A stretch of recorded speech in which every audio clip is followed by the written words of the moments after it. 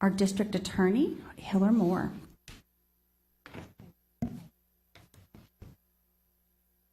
Good evening. Thank you for allowing us to be here today, and I know you guys have a tough job.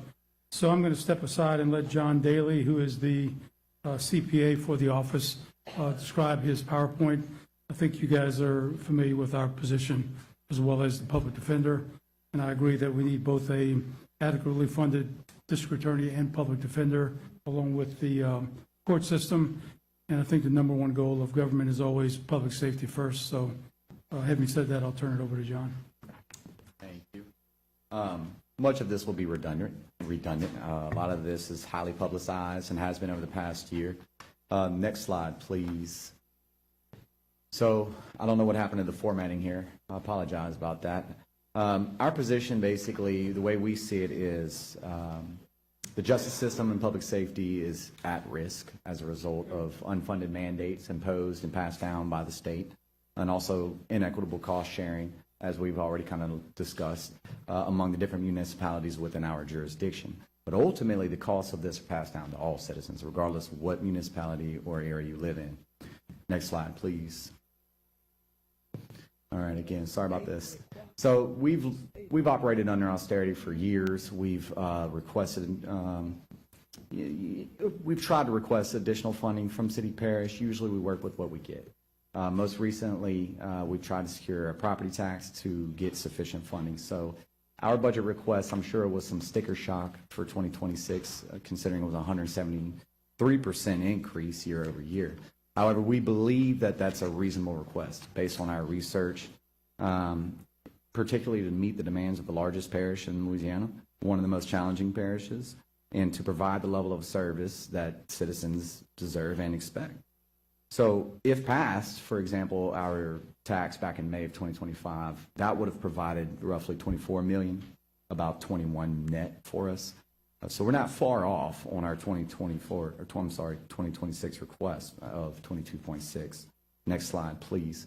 So this is a chart that is showing the dollars per capita received by the top 3 DA offices ranked in order by population. So in the orange, you see us, East Baton Rouge. Then the next one is Jefferson, the second most populated, followed by Orleans. We are, and this is 2024 numbers, so it looks like it's gotten worse, but we are underfunded as of 12/31/2024, 64% less than Jefferson and 79%. So compared to our peers, we're just forced to do more with significantly less. And so next slide, please.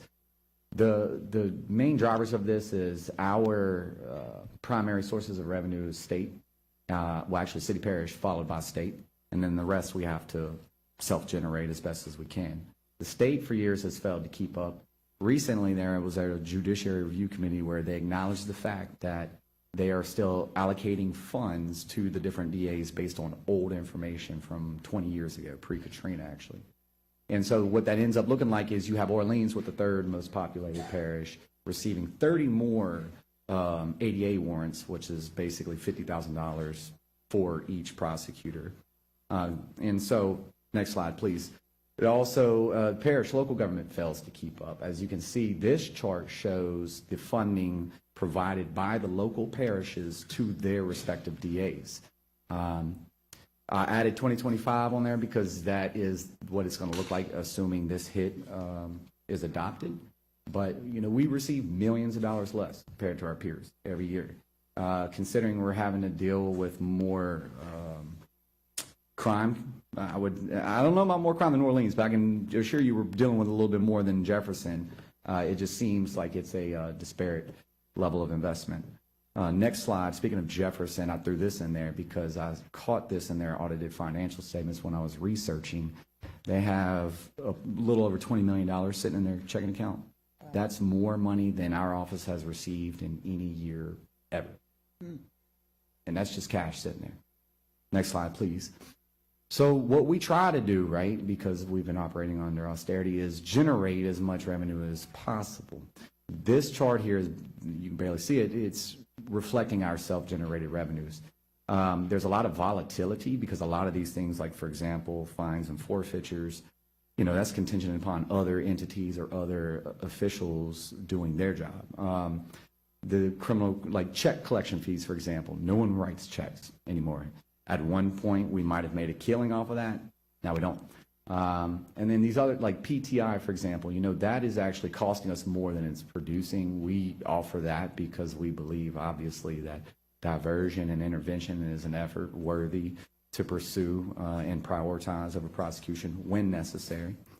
However, the only thing you can see here is that the only consistent piece about this is year over year, our ability to generate revenues has steadily declined and is diminished by, for example, the criminal court fund. There's other agencies that have to impose and tack on fees to that so that they can carry out their obligations and their duties. Next slide, please. This one just shows a breakdown of our main expenditure categories. As you can see at the top, payroll, that on any given year, that's going to be 85 to 95% of our total expenditures.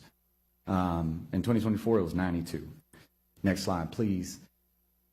This is a chart comparing the personnel costs, again, of the top three offices, EBR number 1, Jefferson 2, Orleans 3. And as you can see, they're, let me look at them. Jefferson is at 19.4 million as of 2024. That's more than our entire budget. Orleans personnel costs, 20 million. That's, again, more than our entire budget. Both Jefferson and Orleans are operating at about 200 to 210 total personnel. We, again, like I said, we have been operating under austerity, so that has had us, I want to say, around historically 150 to 160. Currently, we're about 125. So, we're barely 2/3 the size of our peers, despite serving a larger population. Next slide, please. So the main things I wanted to cover here is the unfunded mandates part. So this was, based on my research, looks like in the 80s there was some economic downturn. As a result, the state imposed funding mandates on local governments, basically passing and shifting the burden, particularly for constitutional offices and state level functions. And so this creates a situation where you have rich parishes or rich offices versus poor offices, and it just paved the way for chronic underfunding that we've been dealing with. And then the next piece of that is the erosion of local government support. Obviously, as city parish coffers erode away by a new area incorporating, carving out their tax base, that's less money for you to use to scale up constitutional parish-wide services accordingly. And so, next thing, what we've been working, next slide, please. What we've been working on, I'm sorry about the formatting again. Obviously, you guys know about the tax. We tried, that failed. We're in consistent and constant communication and providing, warnings to all the stakeholders about our financial situation. We recently have started collaborating with others to look at amending existing statutes. Basically, how Orleans is carved out in statute, carving out EBR parish and ensuring that everyone, regardless of form of government, if you're operating and receiving parish-wide services, you're paying a proportionate fair share. And continuing to have awareness campaigns and like this, for example. Next slide. This is our position. We've communicated this numerous times, but our obligation is to represent the state in all criminal proceedings. It's to function. It's to be a key stakeholder in the criminal justice system and public safety ecosystem. The parish government is to fund the operation of our operation. Next slide, please. The legal framework we're currently operating under, however, has it where the city parish is the only municipality in the jurisdiction that foots the bill for these services. And so our primary source of funding, thus, is the general fund, which, as I just mentioned, is being eroded every time a new city incorporates. And so we're basically left with struggling to operate, much less plan or effectively respond to crime. Our main statute, as mentioned here, is funding statute is RS 16-6, which I'm not going to bore you with, but in the next slide, please, there was a groundbreaking case in the Supreme Court, which is Reed versus Washington Parish Police Jury, as it relates to funding for DAs. And this statute, 16-6, in their opinion, it imposes a mandatory duty on the parish to fund the reasonable and necessary expenditures of the DA. And it also concludes that the DA didn't have to leverage his other sources of revenue to get reimbursed or funded, I should say, by its police jury or parish government. Next slide, please. Some more points from that. I'll just read it to you. The Supreme Court found that because of the importance of the constitutional function performed by the district attorney's office, it is imperative that there be a reliable source of funding to ensure the effective operation of the office. They also concluded that this, therefore, 16.6 creates a mandatory duty on the part of the parish, the police jury, to fund these expenses in their entirety. Again, though, there is an exception. Next slide, please. And that is the request from the DA must be reasonable and it must be necessary. So it must be legitimate in that it's related to his function and also quantitatively reasonable. So additional, again, I just mentioned this, the additional sources of revenues for the DA were never intended to wrest the primary responsibility for funding these expenses from the shoulders of the legislative branch. Next slide, please. Everyone agrees. There's little to no confusion about this. Parish government's on the hook to fund the constitutional offices, even though it's a state level function, and ultimately they're the ones, in my opinion, that should. But the position that we're in is that city parish is on the hook. This is affirmed by AG opinions, LLA opinions. Next slide, please. For example, AG opinion 110167. It affirms, read, police juries have a mandatory duty to fund the reasonable expenses of the DA's office. Next slide, please. Legislative auditor opinion. It reviewed the plan of government for EBR parish. It looked at all the statutes, the constitutional mandates, and the relevant attorney general opinions referencing the funding for DAs. And what they concluded was the same. Just like all other parishes, city parishes on the hook, obligated to pay. And they noted something here, though. They said the fact that there are enumerated cities within the parish does not vitiate this obligation. The financial support of the district attorney, absent a specific millage, should come from the general fund of the parish. Next slide. City parish officials even agree. They conceded in court testimony from 2022 case, Broom versus Riles, where they testified regarding the parish budget, and they said general funds within the budget can be broken down into three categories: mandated expenditures, difficult to reduce, and discretionary. These mandated expenditures are set by law, not subject to reduction, and these include the DA's office. So next slide, please. There's many consequences of underfunding. Next slide.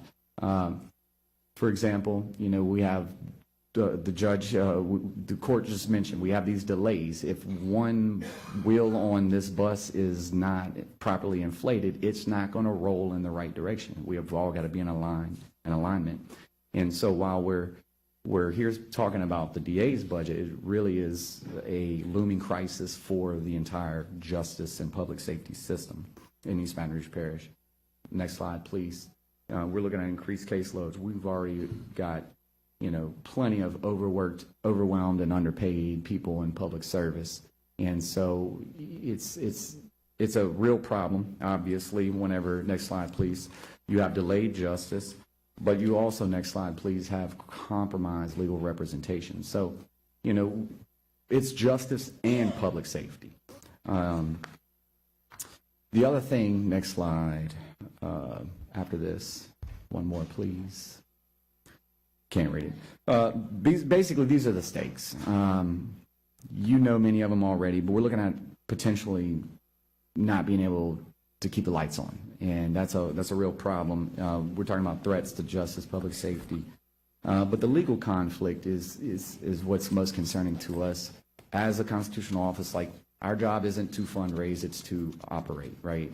And so when we exhaust all our time and energy trying to fundraise and pursue every reasonable route to increase our support, getting nowhere, we're left with no other options other than to pursue some legal judicial remedy like a mandamus suit. That's a position that we find ourselves in now.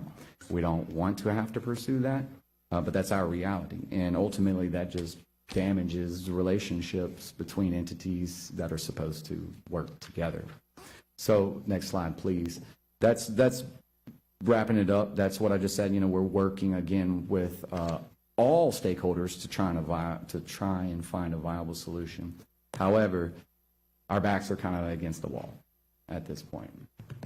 So Questions, comments, concerns? Thank you, Mr. Daly. Councilman Noel. Thank you so much. So touching a little bit on what you said at the end there, I disagree that it hurts the relationship, because I think sometimes that's when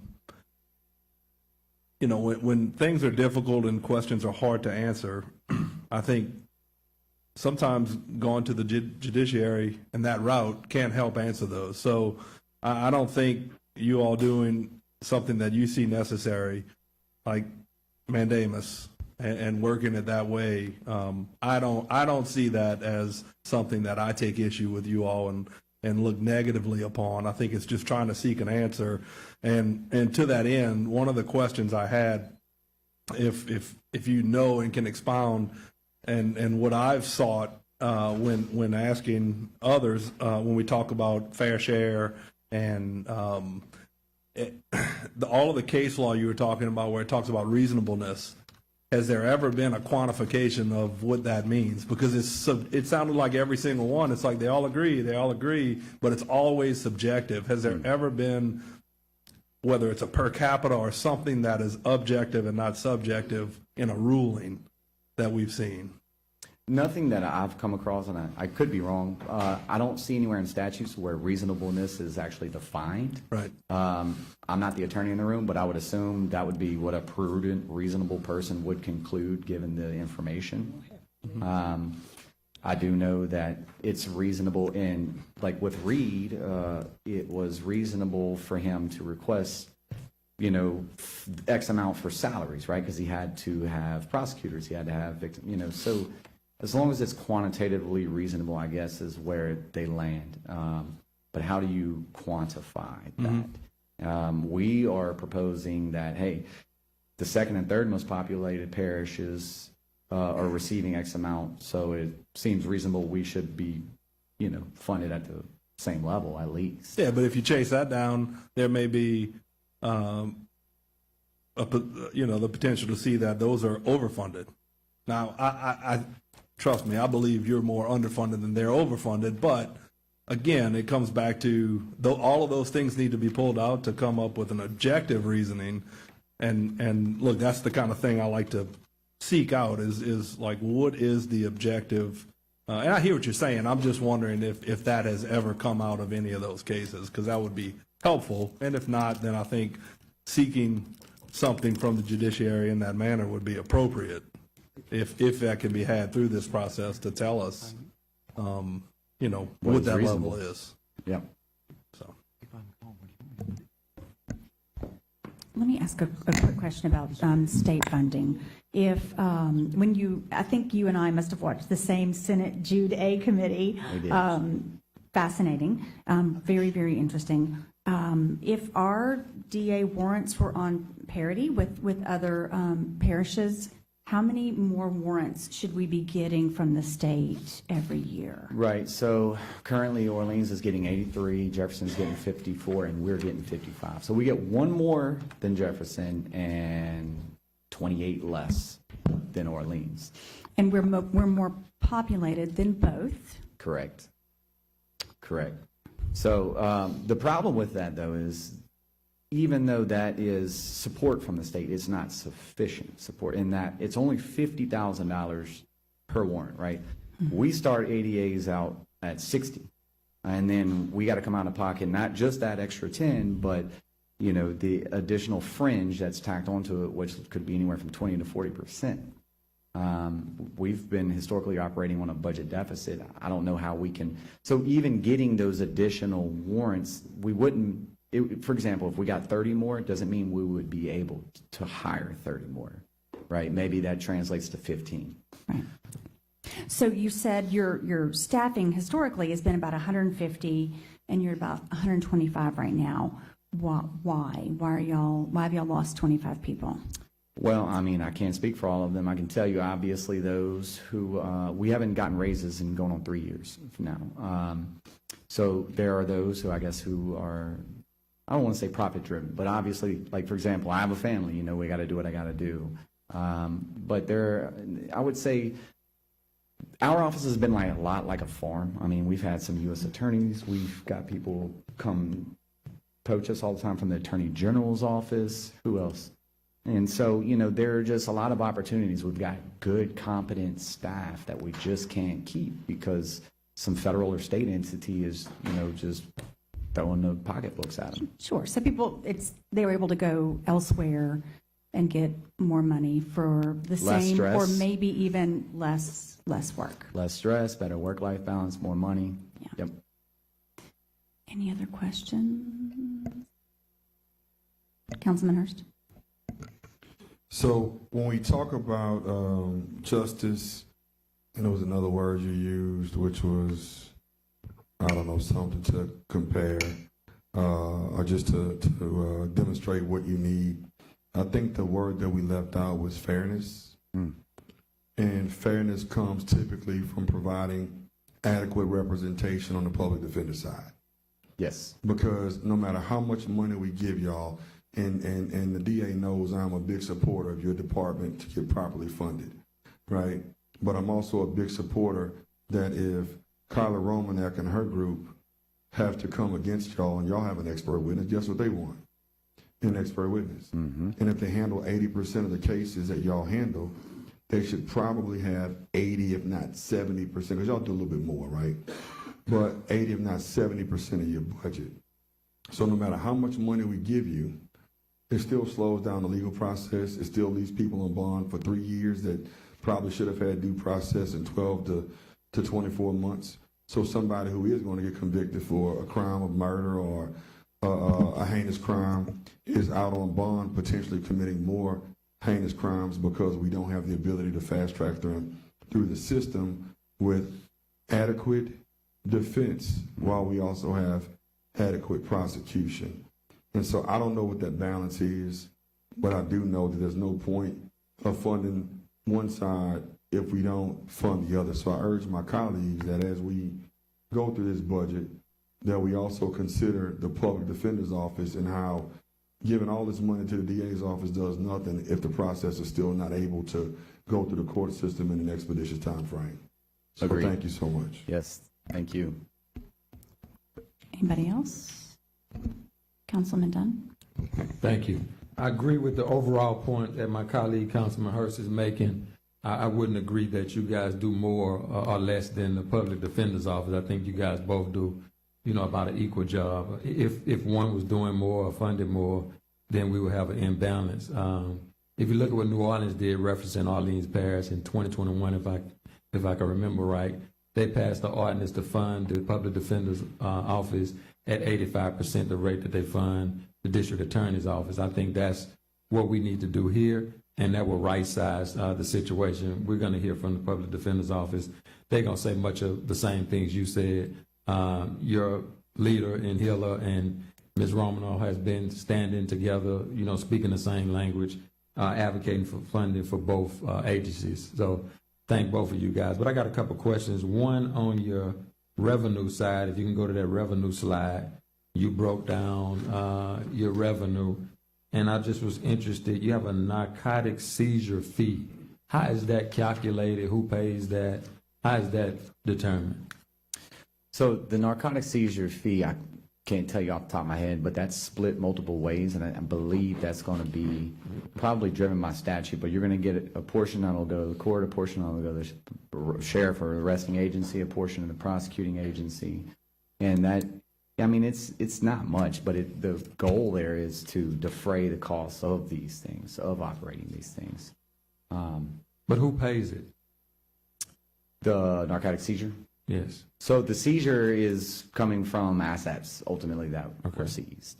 Yeah. So you sell the assets and y'all split the value that's generated from selling assets. Yep. Okay. All right. And on your expense side, and I don't know if this is camouflaged in another title, and it may be professional services, I'm not sure.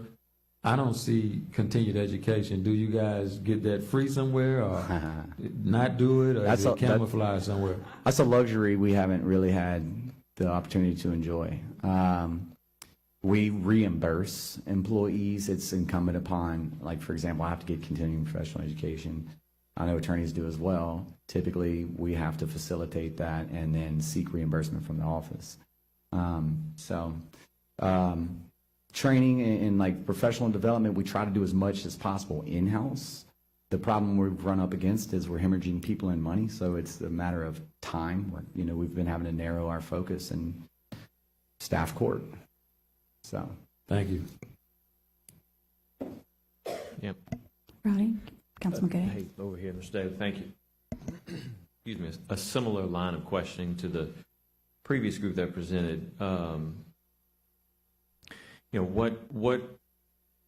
what are other parishes doing to fund their district attorney's office that you all have seen that could be recommended here in East Baton Rouge Parish? most offices are funded similarly in that they're predominantly relying on local government and state, and then they kind of fill in the gaps with federal grants and different revenue streams. But it's literally different for each, right? So I had mentioned rich parishes, poor parishes. In our conversations with our peers, like for example in Jefferson, it sounds like they just go before the council with a number and that's it. It's done. Orleans is similarly structured. I don't know how they make their funding decisions, but you know, it's one parish, one jurisdiction. And so I do know that in other parishes where there are numerous, other jurisdictions where there are numerous parishes, they have, and I don't know how, I've only looked at really the top 5, but which is predominantly just single parishes, but they have arranged something to where each parish is paying a proportionate share. I think there was a statute the court was talking about, I forget which one it is, but basically it allows for that. So regardless of the form of parish government or municipality, there's certain expenditures that you can recoup. We just don't have that apparatus. I mean, we're so reliant on you guys and have been. And so, you know, without the state stepping up, you know, we really don't have any other option. And it seems like most DAs are similarly situated. The millage you all requested was 4 mills, am I remembering accurately? Yep. And that would have netted you just north of 21 million, somewhere in that range. The budget request you came in with was there. What would $11 million in salaries do for y'all? 11 million additional, or That's the request for personal services, 11 million? on the 2026 request. Yeah. So, well, it would allow us to probably increase our capacity anywhere in the ballpark of 40 to 60%, depending on the hires, right? And so, for example, prosecutors are subjected to a different retirement system. The fringe looks different, whereas a city parish employee retirement system is much higher. So it just depends. The problem that we are challenged with is we can't really control our costs in so much that they're determined and driven by crime or criminal cases we receive. So we know we've got to keep certain things staffed, but it's hard for us to plan what that may look like. So that 11 million mark is kind of like the sweet spot that we're estimating would be appropriate for us to be. I mean, it would change our lives, I can tell you that. $11 million, we've never received that much to cover salaries since ever, I don't think. So the budget request in 2026 would be an adequate reflection of if, say, you all were to seek 3 mills from the public, you would want to shoot for this range of numbers. So you're saying if we didn't go for 4 but went for 3? I'm confused. If there was an entity that was at 11 currently that was going to come back in the future at 8, and there was 3 mills that you all could go after. We're talking millages. Yeah. I thought we were talking about millions. Millage. Sorry. Okay, so let's rephrase this then. What would 11 millages? 3 do for us? It would put us in a much better position than we are now. I can tell you that'd probably get us to, I don't know, maybe 16 to 18 million net, if I had to guess, which is still more than what we get now. Would it put us where we need to be? No. But it would help the numbers that you're showing here. I mean, that 580,000 in supplies, accurate number? Depending on the year. Yeah, but yeah, when we're staffing this office, we're staffing juvenile, we're staffing PTI, so at least, and that's us being frugal. Thank you, man. Appreciate it. Thank y'all. Councilman Moak. If the budget is approved as is, how many people are y'all looking to lay off? So if it's approved as is, we're looking at an additional $1 million reduction. So what we've been doing, right, we've lost, I don't know, 50 or 60 probably in the last 18 months. We've been trying not to backfill those positions so that we can get our costs down to where we may be funded. But if you hit us with that, I mean, we're probably looking at maybe being able to float a staff of around 100, which is 50% of what our peers have. So 25 people? I would say a minimum 15 to 25, depending on the positions, right? You're going to have some Right. salaries that are heavier than others. And those would include assistant DAs? Yeah, predominantly, I would assume it would include a lot of assistant DAs. It's just we've got to have assistant DAs, got to. Correct. So what number is the bare minimum? I don't know. Thank you. Is there anybody else? Okay. You good? You good? All right.